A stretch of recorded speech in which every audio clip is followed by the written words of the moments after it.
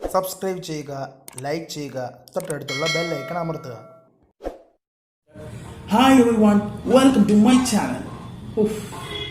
പറഞ്ഞ ബ്ലോഗത്ത് എന്നാ ഇരുട്ടാ ചുറ്റും, അതിൻ്റെ കൂടെ ഭയങ്കര മഴയും. ഈ മഴയത്ത് ഒരു സൂപ്പർ ലാമ്പ് ഉണ്ടാക്കിയാലോ? ഒരു ഡെക്കറേറ്റീവ് ലാമ്പ്, അതുമാത്രമല്ല DIY ഡെക്കറേറ്റീവ് ലാമ്പാണ്. എങ്ങനെയാണെന്ന് നമുക്ക് തുടങ്ങാം. Then do with me. I am your own AMN.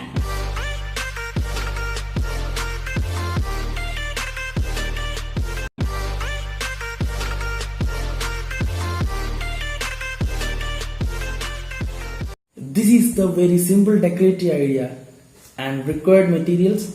Here is the list. Black paper, pencil, glue, scissor and yellow chart paper. ഈ യെല്ലോ ചാർട്ട് പേപ്പർ ഞാൻ correct ലാമ്പിൻ്റെ സൈസിൽ മുറിച്ചെടുത്തേക്കുന്നതാണ്. എന്ന് പറഞ്ഞാൽ ഒരു കുപ്പിയുടെ സൈസിൽ. നമുക്ക് നമ്മുടെ ഹോട്ട് സമ്മർ ലാമ്പ് ഉണ്ടാക്കാൻ തുടങ്ങാം. ആദ്യം തന്നെ കറുത്ത പേപ്പറിൽ ഡെസേർട്ട് സ്പെഷ്യൽ ആയതുകൊണ്ട് ഒരു ഡെസേർട്ട് തന്നെ വരയ്ക്കുക. അതിൽ ഞാൻ 2 ക്യാമലിനെ വരച്ചിട്ടുണ്ട്, പിന്നെ 2 കാക്ടസ്. എന്നിട്ട് വൃത്തിയായി മുറിച്ചെടുക്കുക. ഒരംശം പോലും വെളിയിൽ പോകാത്ത രീതിയിൽ വേണം മുറിച്ചെടുക്കാൻ. എൻ്റെ നോക്കുക, ഒരംശം പോലും വെളിയിൽ പോയിട്ടില്ല, കൃത്യമായിട്ടാണ് മുറിച്ചിരിക്കുന്നത്. ലാമ്പിൻ്റെ മെയിൻ പാർട്ടായി പേപ്പർ എടുത്ത് വെച്ചിട്ട് നമ്മുടെ ഈ ആദ്യം വെട്ടിയതുമായി അളവ് കൃത്യമാണോ എന്ന് വെച്ച് നോക്കും. പെൻസിൽ കൊണ്ട് നമ്മൾ വരച്ച ഭാഗം കറുത്ത ഭാഗവും, ഈ 2 ഭാഗവും തമ്മിൽ വൃത്തിയുള്ളത് കറുത്ത ഭാഗമല്ലേ. അപ്പോൾ പെൻസിൽ കൊണ്ട് വരച്ച ഭാഗത്ത് ഫെവിക്കോൾ നന്നായി തേക്കുക.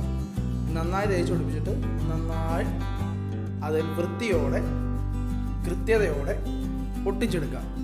കറക്റ്റ് സൈസ് ആയതുകൊണ്ട് ഒരു ഇച്ചിരി പോലും വെളിയിൽ പോകാൻ സാധ്യതയില്ല. പശ വെളിയിൽ ചാടിയാൽ ലൈറ്റ് പുറത്തേക്ക് വരുന്നത് ആ പശ വീണ ഭാഗം തടസ്സമുണ്ടാക്കും. അതുകൊണ്ട് കൃത്യതയോടെയും വൃത്തിയോടെയും മുട്ടിക്കുക.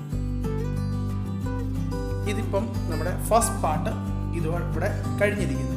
ഇനി അടുത്ത് നമ്മൾ ചെയ്യാൻ പോകുന്നതെന്ന് വെച്ചാൽ ഒരു മാജിക് ട്രിക്ക് പോലെയാണ്. നമുക്ക് ആ 2 ഒട്ടകത്തിൻ്റെ പുറകിൽ ഒരു സൂര്യൻ അസ്തമിക്കുന്നത് ചെയ്താലോ? മരുഭൂമിയിലെ അസ്തമയം, അത് കാണാൻ തന്നെ നല്ല രസമായിരിക്കും. ഈ ലാമ്പിൽ ആ ഒരു ഡെക്കറേഷനാണ് കൊടുക്കുന്നത്.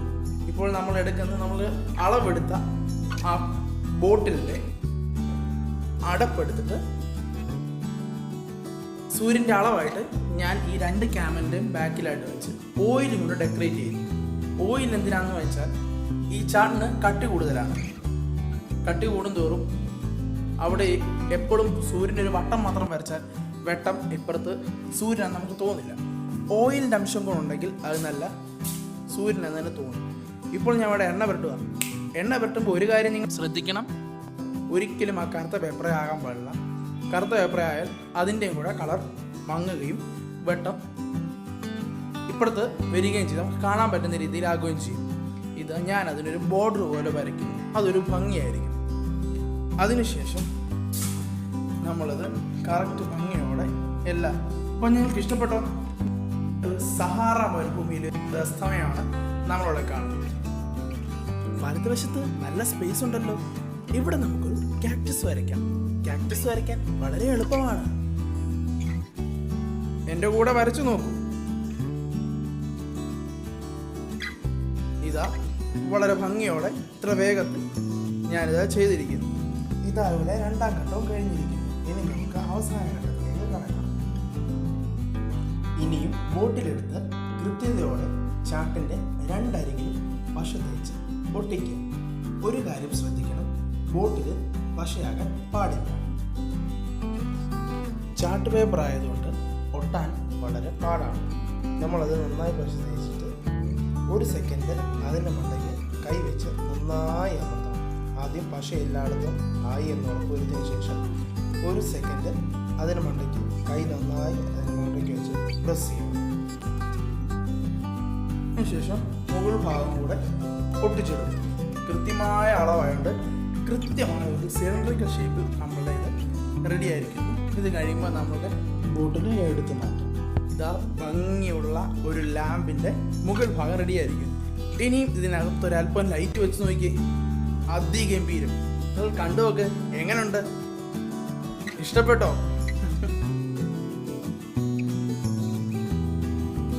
അങ്ങനാണെങ്കിൽ ഇതുകൂടെ ട്രൈ ചെയ്ത് നോക്കൂ.